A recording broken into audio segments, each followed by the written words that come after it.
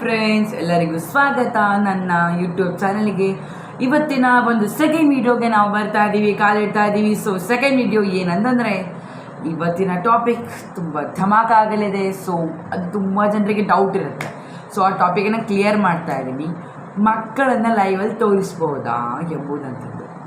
ಮಕ್ಕಳನ್ನು ಲೈವಲ್ಲಿ ತೋರಿಸ್ಬೋದಾ ಅಂತ, ಈ ಡ್ಯೂರಿಂಗ್ ಲೈವ್ ಸ್ಟ್ರೀಮ್ ಮಾಡಬೇಕಾದ್ರೆ ಮಕ್ಕಳನ್ನು ಲೈವ್ ಸ್ಟ್ರೀಮಲ್ಲಿ ತೋರಿಸ್ಬೋದಾ ಅಂತ ಕೇಳ್ತಾರೆ ತುಂಬ ಜನ. ತೋರಿಸಬಹುದು, ಆದರೆ ಯೂಟ್ಯೂಬಿದೆ ಒಂದೊಂದು ಕಂಡೀಷನ್ಸ್ ಇದೆ, ಕಂಡೀಷನ್ ರೂಲ್ ರೆಗ್ಯುಲೇಷನ್ಸ್ ಇರುತ್ತೆ. ಅಕಸ್ಮಾತಾಗಿ ತಪ್ಪಿ ಆ ಮಗು ನಿಮ್ಮ ಲೈವಲ್ಲಿ ನೀವಿಲ್ಲದ ಸಮಯದಲ್ಲಿ, ಅಂದರೆ ನೀವೆಲ್ಲಾದರೂ ಕೆಲಸ ಮಾಡ್ತಿರ್ತೀರ, ಮೊಬೈಲ್ ಲೈವ್ ಆನೇ ಇರ್ತದೆ, ಕ್ಯಾಮರಾ ಆ ಕಡೆ ನಿಮ್ಮ ಮುಖದ ಸೈಡಲ್ಲೇ ಇರ್ತದೆ, ಆವಾಗ ಮಗು ಬಂದು ನಿಮ್ಮ ಲೈವ್ ಎದುರು ನಿಂತರೆ ನಿಮ್ಮ ಲೈವು ಡಿಸೇಬಲ್ ಆಗುತ್ತೆ 1 ಮಂತಿಗೋಸ್ಕರ.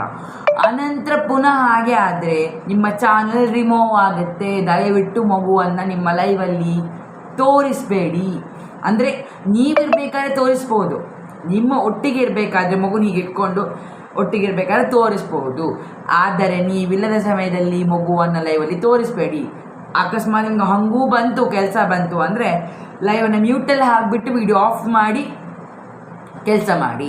ದಯವಿಟ್ಟು ಮಗುವನ್ನು ತೋರಿಸಬೇಡಿ. ಆದರೂ ಇನ್ನೂ ಪ್ರಾಬ್ಲಮ್ ಏನಂತಂದರೆ, ಕೇಳ್ತಾರೆ ತುಂಬ ಜನ, ನಾನು ಲೈವ್ ಆಫ್ ಮಾಡಿರ್ತೇನೆ ಆದರೂ ನಮ್ಮ ಲೈವ್ ರಿಮೂವ್ ಆಗುತ್ತೆ. ಯಾಕೆ? ಮಗುವಿನ ವಾಯ್ಸ್ ಕೇಳಬಾರ್ದು. ನಿಮ್ಮೊಟ್ಟಿಗೆ ಇರಬೇಕಾದ್ರೆ ಕೇಳಿದ್ರು ಪರವಾಗಿಲ್ಲ, ಆದರೆ ನೀವಿಲ್ಲ ಸಮಯದಲ್ಲಿ ಮಗುವಿನ ವಾಯ್ಸ್ ಲೈವಲ್ಲಿ ಕೇಳಬಾರದು. ಆದ ಕಾರಣದಿಂದ ದಯವಿಟ್ಟು ನೀವು ಕೆಲಸ ಮಾಡಬೇಕಾದ್ರೆ ವಿಡಿಯೋನ ಆಫ್ ಮಾಡಿಕೊಂಡು ಮೈಕನ್ನು ಮ್ಯೂಟ್ ಮಾಡ್ಕೊಳ್ಳಿ. ಮಗು ವಾಯ್ಸ್ ಕೇಳಬಾರ್ದಲ್ಲಿ, ಅಲ್ಲಿ ಮಗು ಬೊಬ್ಬೆ ಹಾಕಿದ್ರು ಕೇಳಿಸಲ್ಲ ಮ್ಯೂಟ್ ಹಾಕಿದರೆ. ಹಾಗೆ ಮಾಡಿದರೆ ಮಾತ್ರ ನಿಮ್ಮ ಲೈವ್ ಉಳಿಯುತ್ತೆ. ಇಲ್ಲ ಲೈವ್ ಹೋಯ್ತಂದರೆ ಚಾನಲ್ಲು ಹೋಗುತ್ತೆ. ಸೊ ನನ್ನ ಲೈವ್ ಇರುತ್ತೆ, ಯಾವಾಗಲೂ ನಾನು ಲೈವ್ ಮಾಡ್ತೀನಿ. ಸೊ ನನಗೆ ಲೈವಲ್ಲಿ ಜನ ಬರೋದಿಲ್ಲ.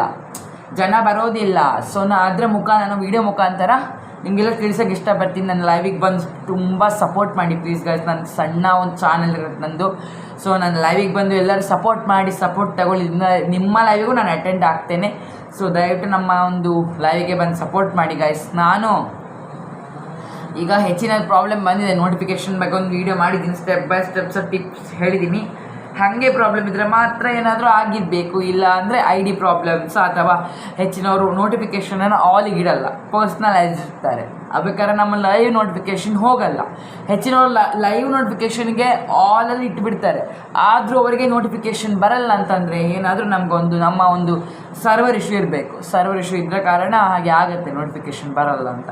ಅದು ಫಸ್ಟಿಗೆ ಹಾಗೆ ಆಗುತ್ತೆ, ಪರವಾಗಿಲ್ಲ. ನೆಕ್ಸ್ಟ್ ಹೋಗಬೇಕಾದ್ರೆ ನಮ್ಮ ಮುಂದೆ ಹೋಗಬೇಕಾದ್ರೆ ತಾನೇ ವೀಡಿಯೋಸ್ ನೋಟಿಫಿಕೇಷನ್ ಹೋಗ್ತಾ ಇರುತ್ತೆ. ಬರಲಿಲ್ಲ ಅಂದರೆ ಪರವಾಗಿಲ್ಲ ನೋಟಿಫಿಕೇಷನು, ಅದನ್ನು ನಾವು ಬರ್ಸುವಾಗೆ ಮಾಡಬಹುದು. ಸೊ ನಾನೇನು ಇದು ಮೊಬೈಲಲ್ಲಿ ಲೈವ್ ಮಾಡ್ತಾ ಇದ್ದೀನಿ, ಬಿಡೋಕ್ಕಾಗಲ್ಲ, ಮಾಡ್ತಾ ಹೋಗ್ತೀನಿ, ಲೈವನ್ನು ಮಾಡ್ತಾ ಇರ್ತೀನಿ.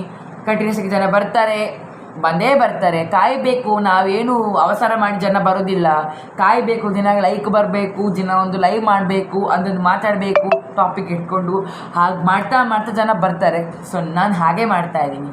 ಸೊ ಜನ ಬರ್ತಾರೆ. ಸೊ ನಾನು ಇನ್ನೊಂದು ಹೊಸ ಮೊಬೈಲ್ ತಗೊಂಡ್ಮೇಲೆ ನಾನು ಲೈವ್ ಶುರು ಮಾಡ್ತೀನಿ. ಆ ಮೊಬೈಲಿಂದ ಆವಾಗ ನೋಟಿಫಿಕೇಷನ್ ಹೋಗುತ್ತೆ, ಅದು ಗ್ಯಾರಂಟಿ ಇದೆ. ಯಾಕಂದರೆ ಈ ಮೊಬೈಲಲ್ಲಿ ಏನೋ ಪ್ರಾಬ್ಲಮ್ ಇದೆ, ಈ IDಯಿಂದ ಸರ್ವರ್ ಇಶ್ಯೂ ಪ್ರಾಬ್ಲಮ್ ಇದೆ. ಸೊ ನಾನು ನೆಕ್ಸ್ಟ್ ಐಡಿಯಲ್ಲೂ ಬರ್ತಾ ಇದೆ, ನೋಟಿಫಿಕೇಷನ್ ಬರ್ತಾ ಇದೆ. ನಾನು ನಿನ್ನೆ ನೆಕ್ಸ್ಟ್ ಐಡಿ ಚೆಕ್ ಮಾಡಬೇಕಾದ್ರೆ ನೋಟಿಫಿಕೇಷನ್ ಬಂತು ನನಗೆ, ನಮ್ಮ ಒಂದು ಇಬ್ಬರ ಲೈವ್ ಇದು ನೋಟಿಫಿಕೇಷನ್ ಬಂದಿದೆ. ಸೊ ಯಾಕಂದರೆ ಈ ID ಮಿಸ್ಟೇಕ್ ಇರಬೇಕು, ಒಂದು ಮೊಬೈಲ್ ಸರ್ವ್ ID ಇಶ್ಯೂ ಇರಬೇಕು, ನೋಟಿಫಿಕೇಷನ್ ಇಶ್ಯೂ ಇಲ್ಲ ಅಂದರೆ ಹಾಗೆ ಆಗೋದಿಲ್ಲ, ಪ್ರಾಬ್ಲಮ್ ಆಗಲ್ಲ. ಸೊ ನಾನು ಇನ್ನೊಂದು ಮೊಬೈಲ್ನ ಲೈವ್ ಮಾಡ್ತೇನೆ, ಇನ್ನೊಂದು ಮೊಬೈಲ್ ತಂದಮೇಲೆ ಲೈವ್ ಮಾಡ್ತೇನೆ. ಅಷ್ಟರವರೆಗೆ ಇದರಲ್ಲಿ ಲೈವ್ ನಡೆಯುತ್ತೆ. ಅವಾಗ ಹೊಸ ಟಾಪಿಕನ್ನು ಹಿಡ್ಕೊಂಡು ಬರ್ತೀನಿ ಆ ಲೈವಲ್ಲಿ. ಯಾಕಂದರೆ ವೀಡಿಯೋದಲ್ಲೂ ಎಕ್ಸ್ಪ್ಲೇನ್ ಮಾಡ್ತಾಯಿದ್ದೀನಿ, ಲೈವಲ್ಲೂ ಎಕ್ಸ್ಪ್ಲೇನ್ ಮಾಡ್ತಾಯಿದ್ದೀನಿ. ಅಂದರೆ ತುಂಬ ಖುಷಿ ಆಗುತ್ತೆ, ಮಾತಾಡೋಕ್ಕೆ ಜನ ಸಿಗ್ತಾರೆ ಎಂಬುದಂಥ ಒಂದು ಆಸೆಯನ್ನು ಮಾಡ್ತಾ ಇರುವಂಥದ್ದು. ಸೊ ಇವತ್ತಿನ ಒಂದು ವಿಡಿಯೋ ನಿಮ್ಗೆ ಅರ್ಥ ಆಗಿರಬೇಕು. ಮಗುವನ್ನು ಯಾಕೆ ಲೈವಿಗೆ ತರಬಾರ್ದು ಎಂಬುದಕ್ಕೆ ಕಾರಣ ಇರುತ್ತೆ. ನಿಮ್ಮ ಲೈವ್ ಹೋಗುತ್ತೆ, ಮಗುವನ್ನು ಒಬ್ಬರೇ ಲೈವಲ್ಲಿ ಬಿಟ್ಟರೆ, ನೀವಿಲ್ಲದ ಸಮಯದಲ್ಲಿ ನಿಮ್ಮ ಲೈವ್ ಹೋಗುತ್ತೆ. ದಯವಿಟ್ಟು ನಿಮ್ಮ ಲೈವಲ್ಲಿ ನೋಡ್ಕೊಳ್ಳಿ, ಯೋಚನೆ ಮಾಡಿ ಲೈವ್ ಮಾಡಬೇಕಾದ್ರೆ ಯಾಕಂದರೆ ಮಗುವನ್ನು ಲೈವಲ್ಲಿ ತರಬೇಡಿ. ನಿಮ್ಮೊಟ್ಟಿಗೆ ಇರ್ಬೇಕಾದ್ರೆ ಪರವಾಗಿಲ್ಲ, ನೀವು ಇಲ್ಲದ ಸಮಯದಲ್ಲಿ ಮಗುವನ್ನು ತರಬೇಡಿ ಲೈವ್ ಒಳಗಡೆ, ದಯವಿಟ್ಟು ನಿಮ್ಮ ಮೇಲೆ ರಿಕ್ವೆಸ್ಟ್ ಮಾಡ್ತಾ ಇದ್ದೀನಿ. ಸೊ ಈಗ ನಮ್ಮ ಈ ವಿಡಿಯೋನ ನೋಡ್ಕೊಂಡವ್ರು ದಯವಿಟ್ಟು ಲೈಕ್ ಮಾಡಿ, ಸಬ್ಸ್ಕ್ರೈಬ್ ಮಾಡ್ಕೊಳ್ಳಿ, ಕಮೆಂಟ್ ಮಾಡಿ. ಮುಂದಿನ ವಿಡಿಯೋದಲ್ಲಿ ಸಿಗೋಣ, ನಾವು ಡೀಟೇಲ್ ಆಗಿ ಸಿಗೋಣ ಮುಂದಿನ ವಿಡಿಯೋದಲ್ಲಿ. ಅಲ್ಲಿವರೆಗೂ ಬಾಯ್, ಜೈ ಶ್ರೀಕೃಷ್ಣ.